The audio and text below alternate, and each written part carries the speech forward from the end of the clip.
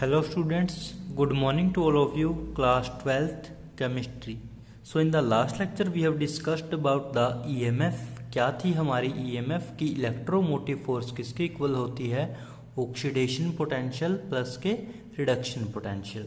ठीक है, डायग्राम्स के साथ आप लोगों ने इसको देख लिया था कि इसके अंदर क्या क्या प्रेजेंट था, कौन कौन से सॉल्यूशन थे और कौन कौन सी इलेक्ट्रोड हमने यूज की थी.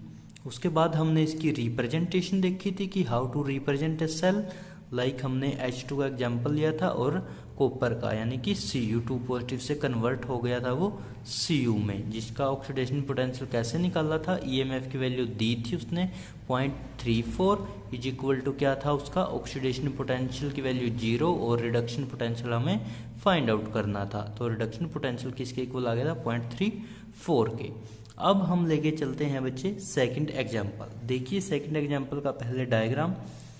सेकंड एग्जाम्पल के डायग्राम में आप लोगों को दिख रहा होगा कि हमने दो बीकर लिए हैं अलग अलग. पहले हमने ऊपर वाला जो डायग्राम था हमने यहाँ पे क्या ले रखा है, इस वाले में ले रखी है हमने इलेक्ट्रोड. ठीक है, कौन सी इलेक्ट्रोड, जहाँ पे हम H2 गैस को इन्वॉल्व करते हैं और मरकरी साथ में अटैच होती है और 1 मोलर HCl सॉल्यूशन होता है. ठीक है, बट इस बार हम अपोजिट करेंगे, यानी कि हम कहाँ पे लेके चलेंगे इस बार, ये राइट साइड में. ठीक है, यानी कि वो सारा पोर्शन राइट साइड में आ गया, वही H2 वही मरकरी वही प्लेटिनम की प्लेट और 1 मोलर HCl का इसके अंदर सॉल्यूशन. ठीक है बच्चे, और दूसरी जगह हमारे पास क्या आ गया अब जिंक की इलेक्ट्रोड और इसके अंदर सॉल्यूशन कितना है 1 मोलर ZnSO4. बीच में हमारा ये क्या है साल्ट ब्रिज, जो किस किस चीज से मिलकर बना है KCl KNO3 K2SO4, और जिसे हम साल्ट ब्रिज बोलते हैं, जो आयंस को एक्सचेंज करता है, जिसकी वजह से सर्किट है जो वो कंप्लीट होता है. ठीक है, अब हमें इस सेल के अंदर देखना है कि क्या क्या होगा. अब आप लोग देख सकते हो इधर Zn की इलेक्ट्रोड है और इधर हमारे पास ये दूसरे वाले. तो बच्चे इसकी अब हमें देखनी है रिप्रेजेंटेशन.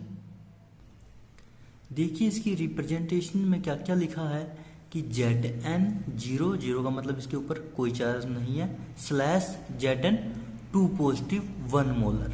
यहाँ पे 1m लिखा है यानी कि 1 मोल, यानी कि जो जिंक था वो किस में कन्वर्ट हो गया Zn2 पॉजिटिव में. और Zn2 पॉजिटिव में वो कब कन्वर्ट होगा, जब जो जिंक है वो खुद के 2 इलेक्ट्रॉन्स को लूज कर देगा, रिलीज कर देगा. ठीक है, फिर डबल स्लैश यानी कि साल्ट ब्रिज बीच में प्रेजेंट है.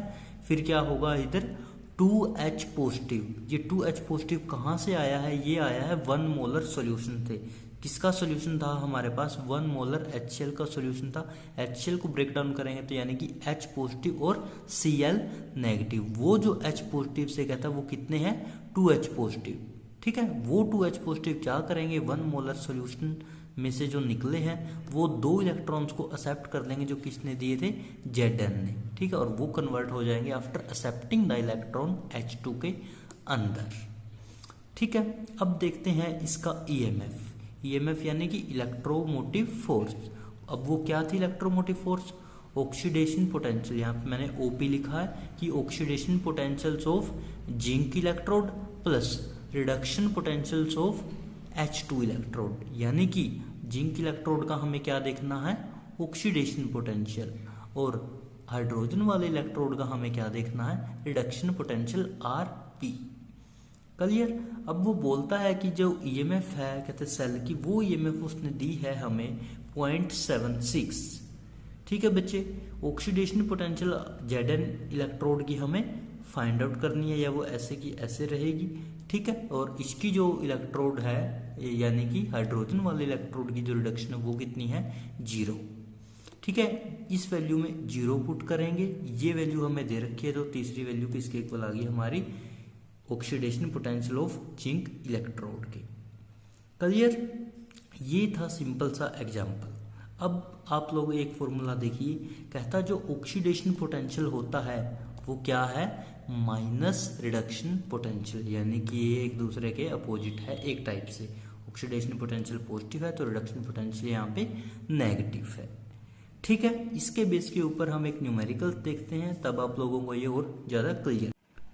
तो देखिए बच्चे न्यूमेरिकल इसने लिखा है कि कॉपर है कन्वर्ट हो गया Cu2 पॉजिटिव में, डबल स्लैश देके लिखा है Ag positive aqueous converted into Ag में, ठीक है, यानी कि यहाँ पे क्या आएगा स्लैश।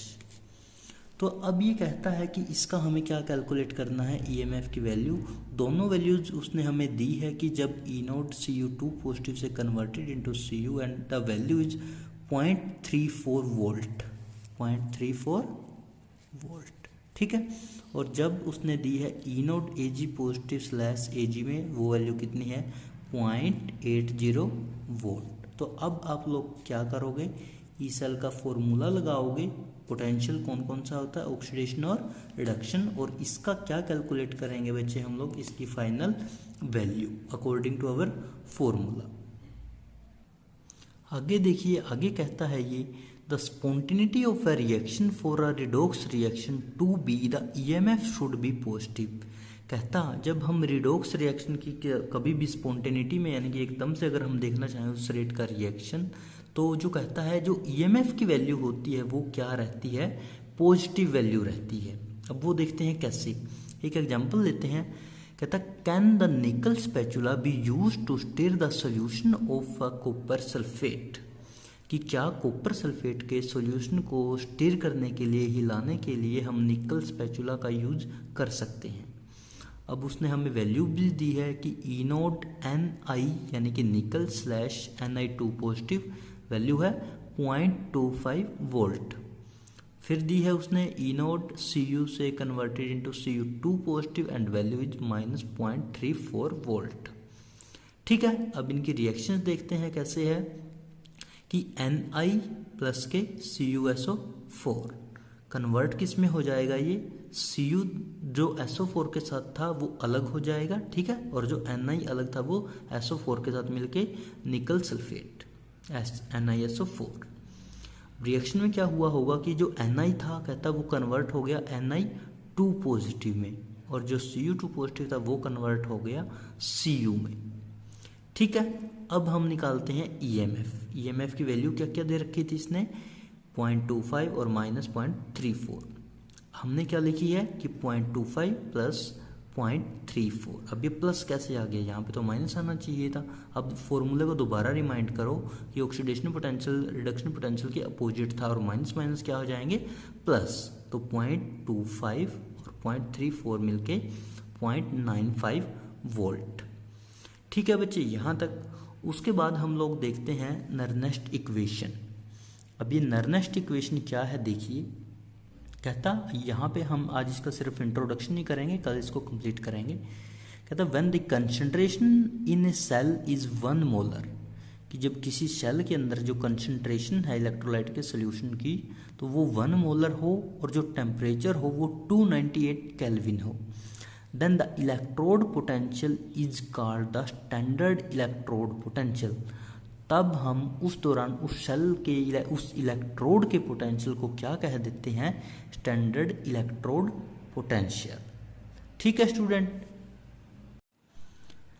कहता let us suppose that a metal road M, जो हमने कंसिडर करी है कोई मेटल की रोड है जिसे हम M से डिनोट कर रहे हैं, is present in contact with its own ion, और वो किसके कॉन्टैक्ट में प्रेजेंट है, उसके खुद के आयंस के साथ। तो खुद के आयंस उसके कौन होंगे, Mn पॉजिटिव, ठीक है। अब उसने एक रिएक्शन दिखाई है जो जर्नल रिएक्शन है, लाइक कहता हमारे पास जो मेटल थी M क्या कर सकती है, कहता वो कन्वर्ट हो सकती है किसमें, Mn पॉजिटिव प्लस के Ne इलेक्ट्रॉन्स। अब ये N यहाँ पे भी है और यहाँ पे भी है, इसका मतलब है बच्चे जितने इसने यहाँ पे इलेक्ट्रॉन को लूज किया है उतना ही यहाँ पे क्या आ गया इसका चार्ज। तो ये किस में कन्वर्ट होगी, कहता M है जो Mn पॉजिटिव एक्वस प्लस के Ne इलेक्ट्रॉन्स।